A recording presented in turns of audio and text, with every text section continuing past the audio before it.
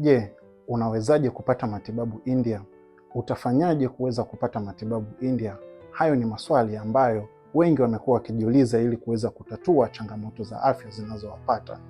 Mimi Daktari Alpha, mtaalamu na bingwa wa masuala ya moyo, nimekuwa nikikutana na changamoto kubwa, sio tu kwenye kutibu wagonjwa bali tu kuelezea wagonjwa jinsi gani na hatua gani watakazozichukua ili kuweza kupata matibabu hayo. Kupitia JP Health Consultants inakurahisishia kupata matibabu India yanayoaminika, yaliyo sahihi, kuanzia swala zima la visa, kutana na daktari katika hospitali husika na hospitali bingwa ili kuweza kupata matibabu hayo.